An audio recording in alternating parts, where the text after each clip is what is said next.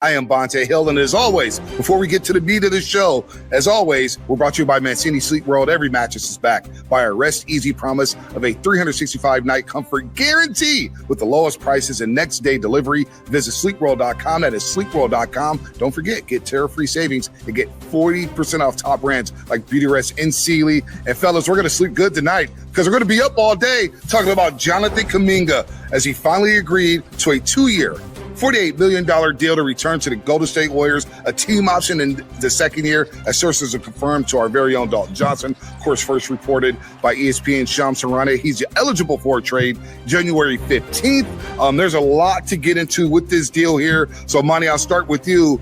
The Warriors and JK finally come to an agreement on the first day of training camp. You should be in tomorrow, and we could put this behind us. But why now? Why now? And why the 2-year, $48 million deal? Well, neither side really wanted to deal with the qualifying offer. You know, although Aaron Turner, JK's agent, you know, he put that thread out there a while back. But, I mean, come on, the qualifying offer is less than $8 million.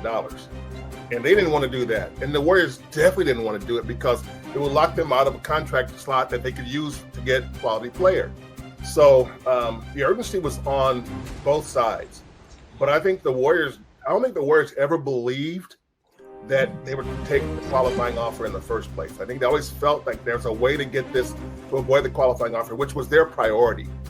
And for them to just bump up the money a little bit from the $45 million initially, that got it done. And I think if you're Kuminga, you know, it's like you're getting paid more money than you've ever had before right now. And you will have some, at worst, you will be an unrestricted free agent as soon as next summer. The Warriors can actually trade him before then. So, yeah, I think when you look at what happened here, I think the Warriors, I think they got the better of the deal in the long run. Dalton, get in here. Jonathan Kuminga also did turn down the 3-year, $75 million contract offer that the Warriors had on the table with a team option on the third-year deal because he believes that'll get him to his end goal of being a free agent sooner than later. He wanted to have that security and be able to kind of control his own destiny sooner than later instead of having to keep it in the Warriors' hands. So yeah, at the end of the day, it felt like enough is enough from both sides. Let's put business to the side, put pen to paper, and let's get to basketball sooner than later. Because at this point, guys, we have a preseason game on Sunday. It's go time. First training camp practice happened today. It's time for everyone to get together and make basketball the main priority. You know, that was a vibe for me that I sensed at Media Day, fellas, that, look, they understand the business. Everybody from Steph to Draymond to Jimmy, Paz, even Jonathan Kuminga. And what you just said there, Dalton, it is go time. And what you don't want to do is this has lingered all summer long. And I understand both sides of it. Warriors have him as a restricted free agent. They want, hey, we want to have this control and give you the team option. JK's like, hey, I want freedom because I don't know if there's a guarantee that I'm going to play the minutes that I want to play. So I understand the stalemate on both sides of this thing. But once you get the basketball and once you hit the court to get ready for a whole new season, with Steph here, who's a 4-time champ, Draymond's a 4-time champ, Jimmy's trying to get a ring, Pod's just trying to find his way in this league and make that third-year leap. Moses Moody saying, hey, I got confidence. I finally got some run last year. I want to play. We kind of owe it to the team to say, all right, I just got to do what I got to do to get on the court and help these guys because that's the last thing you want in this league for any team in any sport. Is you don't want to linger and be that guy that's not coming to training camp. And then everybody else has got to answer questions about you. And they're in an uncomfortable spot. So I'm glad that it got done here because you're right, DJ. It is go time, but very interesting. Again, I want to harp on this, Monty. The team option designed for the contract to be ripped up and renegotiated next summer. I'm with you here that the Warriors kind of won the posturing here with the team option. However, for JK, even if he gets traded before January 15th or after January 15th, the fact that the deal could be ripped up and he could renegotiate a new deal is a win for JK as well. No doubt about it. I think that's the part that appeals to him in addition to the money, is that he can be an unrestricted free agent before he's 24 years old. And so that's the control he wanted. He gets more money than he thought he was going to get, than he would have gotten with a qualifying offer, more money than the Warriors' initial offer.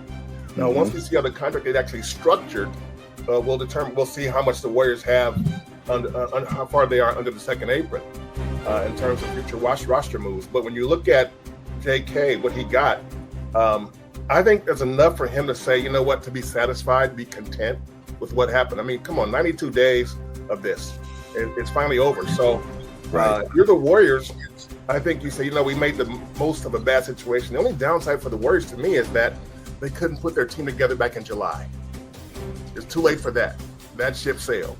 That's the only real downside. Other than that, yeah, they found more money. Well, they got money, you know, and it won't hurt them in terms of finances if it's structured properly, which I'm sure it will be. So, yeah, I think JK did okay, but I think the Warriors, they won the deal, I think. DJ, was this about money, or was it about the fact that he just wants a guaranteed role on his team, which is not guaranteed? Like, we know how Steve Kerr operates. He's trying to win games. We'll see different starting lineups every other day. You may get 15 minutes today. You may get 30 minutes tomorrow. You have no idea. It's all about the flow of how the game is going for this basketball team. And Steve Kerr kind of mentioned it's like he's not guaranteed to start. We know who the guaranteed starters are. It's Jimmy, it's Dre, and it's Steph. We don't even know if Pods is going to start at the 2 guard. So at the end of the day, was this all about money, or was it about a role that he wants in terms of, hey, I want to play 30 minutes a game? It was about money, it was about control, and it was about role. And now with this contract, you get the money where the qualifying offer would have been $7.9 million. And instead, this could really be mostly a 1-year, $22.5 million contract. If it gets ripped up, he goes to the unrestricted free agency, so he gets the money. The Warriors, they might feel like they have more control with the team option. And then we talk about the role. He's not going to start, not on a everyday basis by any means. He wants to be a starter. He wants to have the ball in his hands. He wants to close games. There's no guarantee that he's going to close games, and we know that on a usual basis, he will not be in the starting 5. There's nothing in this contract that says that Steve Kerr has to, well, now that you have the contract, I got to give you more minutes, give you a bigger role. No, it's still going to be run by the ways of Steve Kerr, Steph Curry, Draymond Green, and Jimmy Butler, and now Al Horford as well.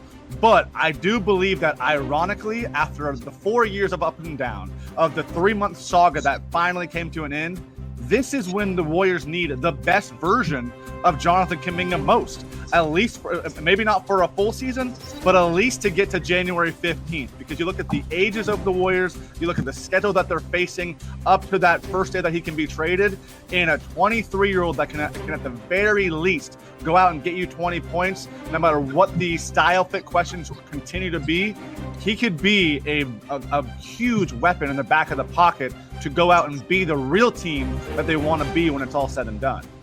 Yeah, Steve has made it clear that JK is not a fit with Draymond and Jimmy. There's no spacing.